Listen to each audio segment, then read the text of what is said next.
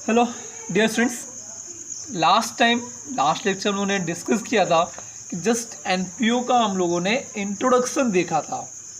अभी आज के फिर मैंने आप लोग से कहा था कि कल के लेक्चर में हम लोग रिसिप्ट एंड पेमेंट अकाउंट्स देखेंगे, उसके बाद इनकम एंड एक्सपेंडिचर अकाउंट देखेंगे।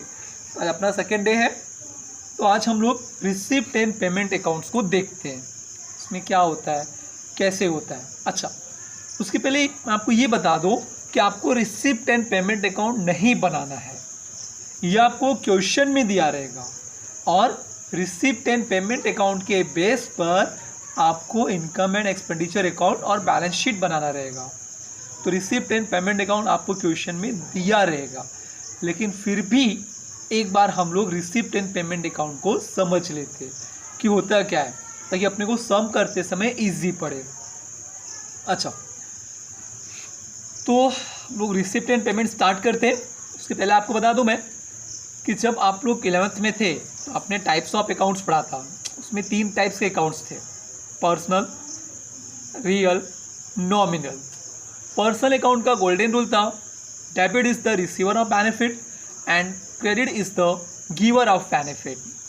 रियल अकाउंट का गोल्डन रूल था, debit what comes in, credit what goes out.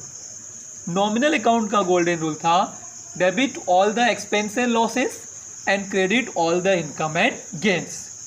तो अभी जो हम लोग पढ़ने वाले यानी कि रिसिप्ट एंड पेमेंट्स अकाउंट्स पढ़ने वाले, ये अपना टोटली रियल अकाउंट के बेस पे वर्क करता है।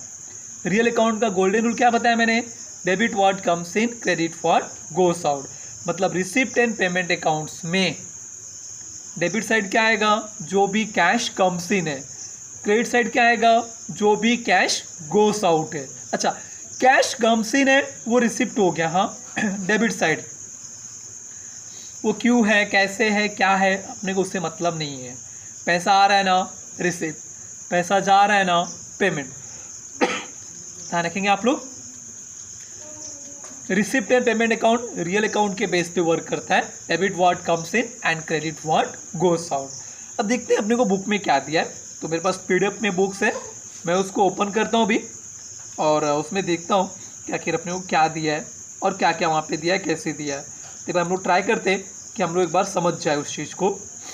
एक सेकेंड लाइन होल्ड करना। हाँ, ये पीडीएफ बुक मुझे मिल गया अकाउंट्स का। अब इसमें सर्च करना है अपने को receipt and payment account. 2 second देना मुझे, ताकि मैं वो क्वेश्चन निकाल सकूँ, ढूंढ सकूँ।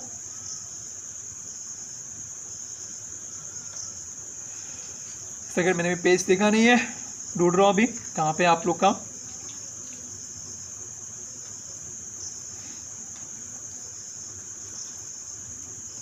रिसिप्ट एंड पेमेंट अकाउंट कहाँ गया।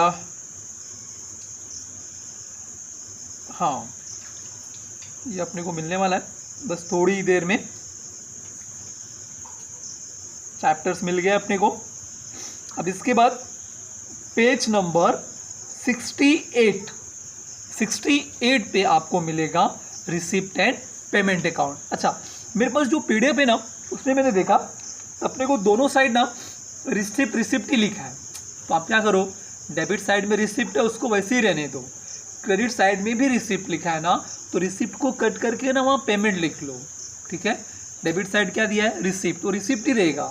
क्रेडिट साइड भी क्या दिया है अपने को, रिसिप्ट ही दिया है, तो उसे कट करके क्या लिखोगे आप लोग, पेमेंट। देखो इसमें दिया receipt to balance brought down, ये लास्ट ईयर का बैलेंस है। ठीक है, तो सम करते समय हम लोग इसको हमेशा कट कर देंगे। ध्यान रखना, रिसिप्ट साइड में जो बैलेंस ब्रॉट डाउन दिया है ये लास्ट ईयर का बैलेंस है, तो सम करते समय हम लोग क्या करेंगे, हमेशा उसको हम लोग कट कर देंगे। अच्छा, तो बैलेंस ब्रॉट डाउन में cash in and cash at bank cut हो गया। सब्सक्रिप्शन क्या होता है एक्चुअली, ये मेंबरशिप फीस होता है। मतलब किसी भी सर्विस को हम लोग सब्सक्राइब करते, यूज़ करते, तो उसके लिए जो हम उसको फीस पे करते हैं ना, वो होता है सब्सक्रिप्शन फीस। अच्छा, इसमें दिया है previous year, current year, next year, 3 दिया है। प्रीवियस ईयर बोले तो लास्ट ईयर का, करंट ईयर बोले तो जो अभी चल रहा है, नेक्स्ट ईयर बोले तो आपको पता है आने वाला साल, राइट, मतलब एडवांस में। अच्छा, इसमें हम लोग तीन पार्ट मैंने रिसीव किया है। एक तो प्रीवियस ईयर का भी रिसीव किया है, ठीक है, करेंट ईयर का भी अभी रिसीव किया है, और नेक्स्ट ईयर क्या किया है, अब भी रिसीव किया है। बस इतना ध्यान रखो क्या क्या आपने को दिया है। प्रीवियस ईयर बोले तो लास्ट ईयर का, करेंट ईयर बोले तो ये साल का, नेक्स्ट ईयर बोले तो एडवांस हो गया। सेकंड आपको दिया है entrance fees, admission fees, life membership fees. ये सब क्या आपके फीस है जो हम लोगों ने रिसीव किया है। तो पैसा मेरे पास आया है ना, कैश कम्स इन है ना, इसलिए अपना वो रिसिप्ट में दिया है। इसके बाद लिगेसिस। लिगेसिस आपके लिए न्यू वर्ड है। लिगेसिस का मतलब होता है ना द प्रॉपर्टी और the things which we have received from our parents at a free of cost. ठीक है, जो भी चीज़ें या जो भी प्रॉपर्टी, जो भी पैसे या जो भी हमारी क्वालिटी होती है जो हमें अपने पेरेंट्स से रिसीव होता है विदाउट पेइंग एनी अमाउंट, मतलब फ्री ऑफ कॉस्ट पे मुझे अपने पेरेंट्स से रिसीव होता है, वो होता है हमारा लिगेसिस। तो हमें रिसीव हो रहा है ना, इसलिए कहाँ है वो रिसिप्ट में। गवर्नमेंट ग्रांट्स, गवर्नमेंट हमें ग्रांट्स दिया है, कुछ डोनेट किया। लाइफ मेंबरशिप फीस अच्छा हो गया, लिगेसिस हो गया, गवर्नमेंट ग्रांट्स हो गया। डोनेशन, ठीक है, कुछ डोनेशंस अपने को दिया हुआ है। अच्छा, रीज़न दिया है जनरल, मतलब ऐसे ही नहीं किसी ने अपने कंपनी को डोनेट किया है, ऐसा अपने को मिला है ना, मतलब रिसिप्ट। अच्छा, अभी to donation for specific fund, क्या बोल रहा है, डोनेशन दिया है लेकिन क्या मेंशन किया है, फॉर स्पेसिफिक फंड, मतलब किसी स्पेशल पर्पस के लिए।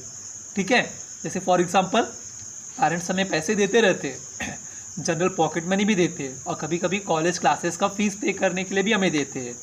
तो जो हमें पेरेंट्स पॉकेट मनी देते हैं वो हम किसी भी तरह से उसको यूज़ कर सकते हैं। भाई मेरी मर्जी, पेरेंट्स ने मुझे यूज़ कर दिया, जैसे मुझे ठीक लगेगा मैं यूज़ करूँगा।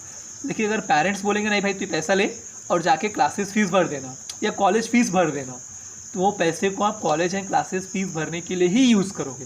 जैसे आपके पेरेंट्स ने आपको बोला है, अपने मर्जी से आप उसे यूज़ नहीं कर सकते, राइट। तो स्पेसिफिक पर्पस के लिए हो गया।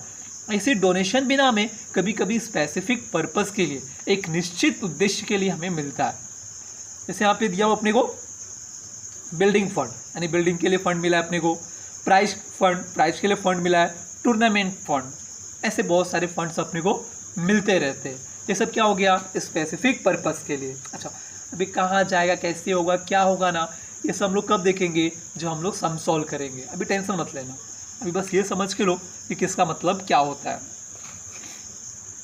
इसके बाद डिविडेंड रिसीव, हायर यानी कि rent of hall receive, sundry income, sale of old newspaper, sale of old material, sale of old newspaper scrap, to miscellaneous receive, tournament receive, cricket fees, tuition fees, term fees, collection of fine, locker rent, exam fees. ये सब क्या किया आपने, fees है जो किसी भी form में आपने पैसा रिसीव किया हुआ है। वो सब कहाँ लिखा हम लोगों ने, रिसिप्ट साइड में, सॉरी हम लोगों ने लिखा नहीं है, वहाँ पे अपने को दिया है। कहाँ दिया है, रिसिप्ट साइड में अपने को दिया है। अच्छा, to balance carried down, bank overdraft, यहाँ पे जो अपने को बैलेंस कैरिड डाउन दिया है इसका मतलब आपका बैंक बैलेंस माइनस में है, और उसको हम लोग बोलते हैं बैंक ओवरड्राफ्ट। ठीक है, अच्छा अब जरा आप पेमेंट साइड आ जाओ, यानी कि क्रेडिट साइड आ जाओ। दिया बैलेंस ब्रॉड डाउन, ये भी कभी गया है, लास्ट ईयर का है, तो क्या करोगे आप लोग, कट कर देना। फिर दिया सैलरीज, ये आपने पे किया है। अच्छा, अब स्टार्ट करने से पहले आपको बता दूं मैं, पेमेंट्स मतलब यहाँ पर आप पे करोगे, चाहे वो किसी एक्सपेंस पे कर रहे हो या आपने किसी एसेट्स परचेस करने के लिए पे किया है। अगर आपने पे किया है तो आपका पेमेंट्स में दिया होगा। देखते, सैलरीज, हमने अपने एम्प्लॉय को सैलरी पे किया है।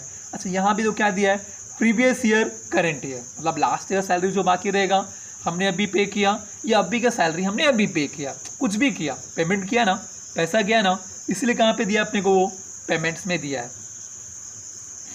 रेंट रेट्स एंड टैक्सेस, अब यहाँ भी दिया है previous year, current year, next year, हमने कोई रेंट या टैक्सेस पे किया है, प्रीवियस ईयर का, लास्ट ईयर कुछ बाकी था अभी पे किया, करंट ईयर इस साल का पे किया, नेक्स्ट ईयर। कभी भी हम टैक्स को एडवांस में पे करते हैं, कभी भी हम लोग ऑफिस का, अपने गाला का रेंट भी एडवांस में पे कर देते हैं। ठीक है, तो वो सब यहाँ पे दिया है।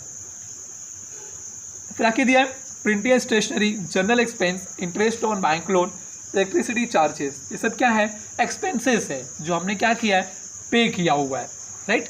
ये सब एक्सपेंस है जो मैंने क्या किया है?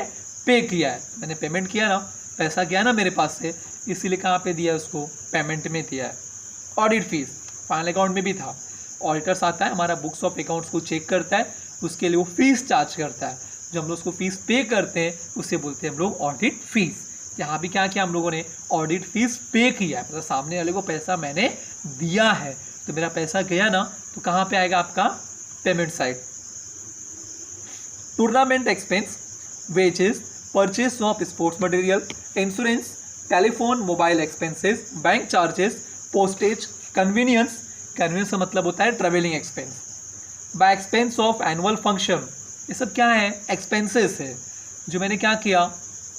पे किया है, ठीक है, एक्सपेंस है, इसलिए कहाँ पे आया है? पेमेंट्स में।